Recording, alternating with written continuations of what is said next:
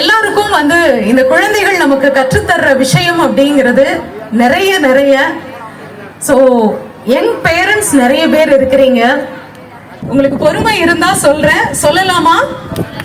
Thank you. நான் இப்ப தூத்துக்குடி மாவட்டம், அன்றைய திருநெல்வேலி மாவட்டத்தில் இருக்கிற முரப்பநாடு அப்படிங்கிற ஒரு சின்ன கிராமத்துல பிறந்த கிராமத்து சிறுமி. என்னுடைய பெற்றோர் 2 பேருமே அரசு பள்ளி ஆசிரியர்களா இருந்தாங்க. சின்ன வயசுல இருந்தே எனக்கு நினைவு தெரிந்து என்னுடைய 5 வயதில் நான் 1ஆம் வகுப்புக்கு போவதற்கு முன்னாடியே என்னுடைய அம்மா வீட்டுக்கு வரக்கூடிய நாளிதழை, newspaper, Tamil newspaper, அதை வாசிக்க சொல்லுவாங்க. அப்பெல்லாம் நீங்க நம்புங்க, நம்ம தலைமுறை, ஒரு தலைமுறை சின்ன வயசுலயே வாசிக்கிறதுல வல்லவர்களா இருந்தோம். ஏன்னா நாம எல்லாத்தையுமே படிச்சுதான் பார்த்தோம். மொபைல் போன் அப்ப எதுவுமே கிடையாது. சோ தப்பா இருந்தாலும் வாசிச்சு பழகக்கூடிய அந்த ஒரு பழக்கத்தை எனது தாய் எனக்கு ஏற்படுத்தினாங்க. ஏதாவது உச்சரிப்புல பிழை இருந்தா தலையில கொட்டுவாங்க. அன்னைக்கு வலிச்சுது, ஆனா அந்த வலிதான் அதுக்கப்புறம் எனக்கு வானொலி அப்படிங்கிற ஒரு வாழ்க்கையை திறந்தது.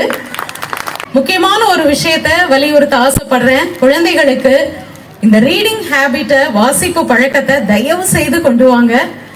அதுக்கு இப்ப இருக்கிற பெற்றோர் கண்டிப்பா ஒரு 40 வயது தாண்டி இருக்கிறவங்க ஏதோ ஒரு வகையில ஏதோ ஒரு புத்தகத்தை, டெய்லி நியூஸ் பேப்பர்ஸ படிக்கிற பழக்கத்தோட இருப்பாங்க.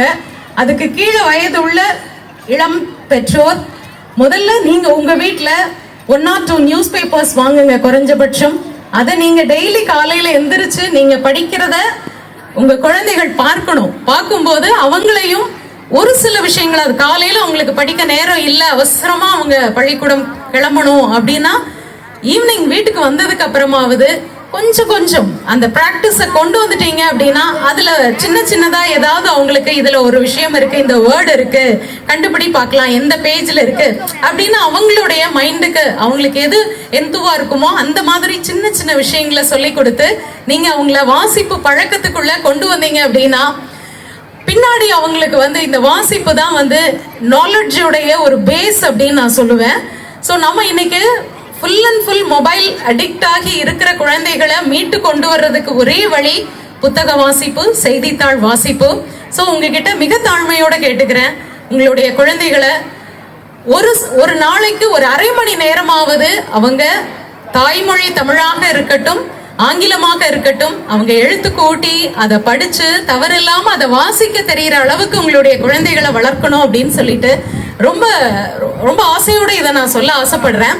ஏன்னா அப்படி வாசித்து அதுக்கப்புறமா வானொலி, அப்பெல்லாம் ரேடியோ தான் ஒரு மிகப்பெரிய ஒரு ஈர்ப்பான விஷயமா இருந்தது. இலங்கை வானொலி கேட்டு வளர்ந்த தலைமுறை நானு. ஸோ அப்போ என்னுடைய சகோதரர் எப்போதுமே வீட்டில் இலங்கை வானொலி வச்சுட்டே இருப்பாரு. நான் பாடல்கள் கேட்பேன். பாடல்களை தாண்டி அந்த அறிவிப்பாளர்களுடைய குரலும் அவங்களுடைய தமிழும் என்ன ரொம்ப கவர்ந்த விஷயமா இருந்தது. அப்ப என்னோட 12 வயதுல என்னுடைய சகோதரர் என்னுடைய பிறந்த நாளுக்காக ஒரு வாழ்த்து இலங்கை வானொலிக்கு எழுதி அனுப்பியிருந்தாரு. எனக்கு தெரியாது. அன்னைக்கு காலையில 8 மணிக்கு அந்த வாழ்த்து பகுதி வரும். அப்போ என்னை ரேடியோ முன்னாடி கூட்டிட்டு அதை ஆன் பண்றாரு. என்னடா அண்ணா இன்னைக்கு எதுவுமே நமக்கு கிஃப்ட் கொடுக்கலையேன்னு நினைச்சேன்.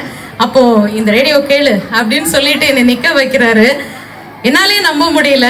அந்த அறிவிப்பாளர் திரு ராஜா, அவரு முரப்பநாடு எனும் கிராமத்தை சேர்ந்த 12 வயது சிறுமி செல்வ கீதா தனது பிறந்த நாளை இன்று கொண்டாடுகிறார் அப்படின்னு சொன்னோன்னு தரையில கால் இல்லை, நான் குதிக்கிறேன்.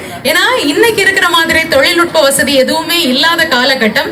என்னுடைய பெயர் வானொலியில் ஒரு முறை உச்சரிக்கப்பட்டதை கேட்டு அப்படியே நான் சந்தோஷத்துல, அன்னைக்கு பிறந்த நாளுக்காக நான் போய் பக்கத்து வீடுகள்ல இனிப்பு கொடுக்கல, என்னோட பேர் ரேடியோல வந்துருச்சு அப்படின்னு அந்த 12 வயதுல வானொலி அப்படிங்கிற அந்த ஊடகம் மேல